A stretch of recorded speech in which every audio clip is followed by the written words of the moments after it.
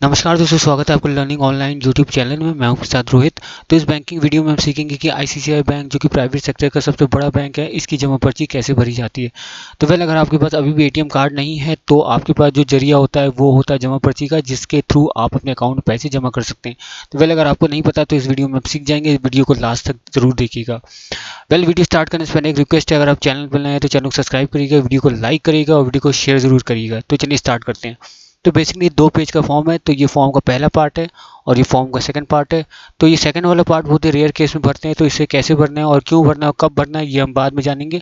ठीक है, सबसे पहले हम आते हैं इसके मेन पार्ट में, पार्ट ए पे। ठीक है, तो बेसिकली पार्ट ए 2 हिस्सों में बटा है। जो एक्सट्रीम लेफ्ट वाला हिस्सा है ये काउंटर फॉइल कहलाता है, जिसे हम कस्टमर कॉपी कहते हैं।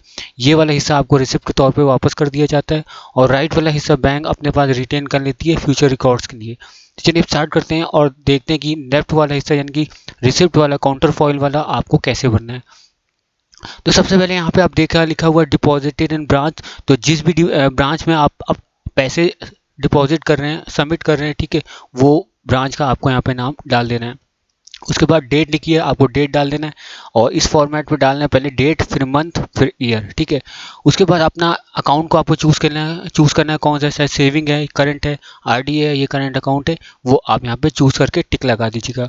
उसके बाद आपको अपना अकाउंट नंबर डाल देना है। ठीक है, जो भी आपका अकाउंट है, शायद सेविंग है या करंट है, ठीक है, उसका जो अकाउंट नंबर है वो आपको यहाँ पे डाल दीजिए। एक रिक्वेस्ट है कि आप अपने करंट जो भी आपका अकाउंट नंबर है उसको 2 से 3 बार ज़रूर चेक करके डालिएगा, ताकि किसी और के अकाउंट में पैसे ट्रांसफ़र ना हो। उसके बाद नेक्स्ट कॉलम में आपसे पूछा गया कि loan account, credit card number. ठीक है, तो अगर आपने आईसीआईसीआई बैंक से कोई क्रेडिट कार्ड ले रखा है तो उस क्रेडिट कार्ड का जो 16 डिजिट का जो नंबर होता है, सीरियल नंबर, वो आपको यहाँ पे पुट करना है। या अगर आपने आईसीआईसीआई बैंक से कोई लोन ले रखा है तो लोन अकाउंट का जो नंबर होता है वो आपको यहाँ पे पुट करना है।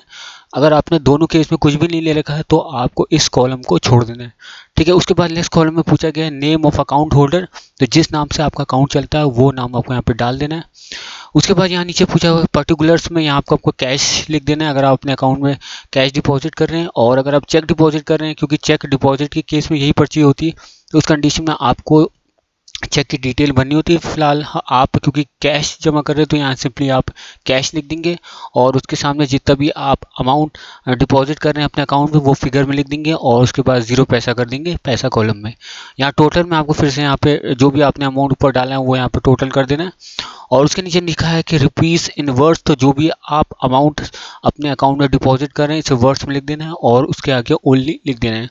तो यहाँ पे कस्टमर कॉपी पूरी तरह से भर चुकी है। अब चलते हैं बैंक कॉपी में।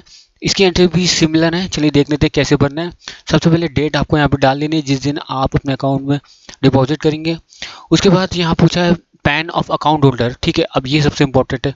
अगर आप अपने अकाउंट में 50,000 या इसके ऊपर डिपॉजिट कर रहे हैं उस कंडीशन में आपको अपना पैन कार्ड का नंबर यहाँ पे डालना होगा। ठीक है, तो पैन कार्ड आपके पास होना चाहिए अगर आप 50,000 या उसके ऊपर अपने अकाउंट में पैसे डिपॉजिट कर रहे हैं।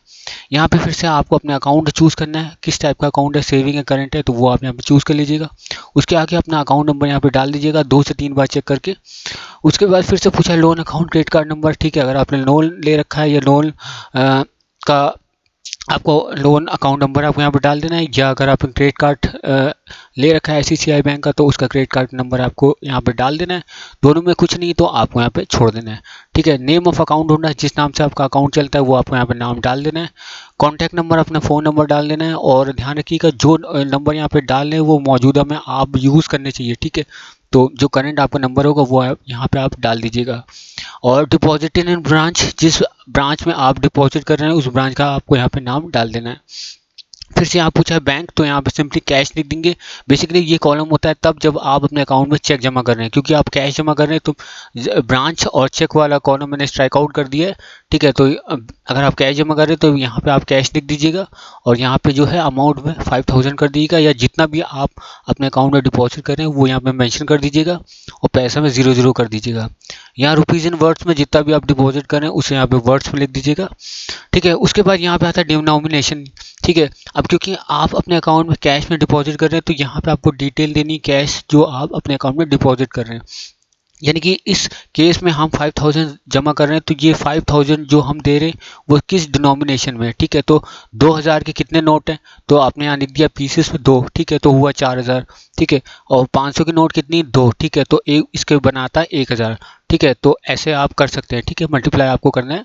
ठीक है, कि कितने नोट बना के आपको 4000 बना रहे हैं, 500 की 2 नोट आपको 1000 बना रही, टोटल यहाँ पे 5000 कर देना है। ठीक है, ये जितना भी आपका अमाउंट है और किस डिनोमिनेशन में आपको बस यही मेंशन करना है। ठीक है, लेफ्ट ओवर हिस्सा आपको स्ट्राइक आउट कर देना है और यहाँ पे लास्ट में आपको सिग्नेचर ऑफ डिपॉजिटर में अपना एक साइन कर देना है। ठीक है, कोशिश करिएगा आप वो वाला साइन करें जो आपने बैंक में दिया था at the time account opening में। ठीक है, तो मेन वाला हिस्सा हो गया है। ठीक है, अब चलते हैं पार्ट 2 में, जो कि रेयर केस में भरते हैं। ठीक है, अब ये वाला हिस्सा कैसे भरेगा। ठीक है, देखिए जनरली आपने देखा होगा जो डिपॉजिट स्लिप होती है उससे आप खुद के अकाउंट में जमा करते हैं, लेकिन मान लीजिए अगर कोई दूसरा इंसान जो थर्ड पार्टी है वो अगर आपके अकाउंट में पैसा डिपॉजिट कर रहा है इस पर्ची के थ्रू, उस कंडीशन में उस इंसान को अपनी डिटेल भरनी होगी। ठीक है, अगर आप खुद अपने अकाउंट में डिपॉजिट करें तो आपको इसे नहीं भरना है, लेकिन कोई दूसरा इंसान अगर आपके अकाउंट में पैसे जमा करेगा इस पर्ची के थ्रू तो उस कंडीशन में उस इंसान को अपनी डिटेल यहाँ पे भरनी है। तो चलिए अब देखते हैं कैसे भरना है। ठीक है, सबसे पहले डेट डाल लेगा वो इंसान। ठीक है, उसके बाद कितना आपके अकाउंट में वो पैसे डिपॉजिट कर रहा है वो यहाँ फिगर पे डालेगा। उसके बाद पर्पस, किस पर्पस से वो आपके अकाउंट में डिपॉजिट कर रहा है। ठीक है, उसके बाद यहाँ पे उसको अपना सिग्नेचर करना है। ठीक है, उसके बाद नेम ऑफ डिपॉजिटर है उसको अपना नाम यहाँ पे डाल देना है, कॉन्टैक्ट नंबर अपना नंबर डाल देगा और सबसे इम्पोर्टेंट अपना रिलेशनशिप आपके साथ, यानी कि आप अकाउंट होल्डर है उसका आपसे क्या रिलेशन है वो यहाँ पे रिलेशन वो यहाँ पे डाल देगा। ठीक है, इसके अलावा आपको कोई भी एंट्रीज नहीं करनी है। ठीक है, तो ये वाला हिस्सा जो है आपको तब भरना है। ठीक है, जब कोई और इंसान आपके अकाउंट में पैसे जमा कर रहे हैं, और अगर आप खुद अपने अकाउंट में जमा कर रहे हैं तो ये वाला सेकंड पार्ट आपको नहीं भरना है।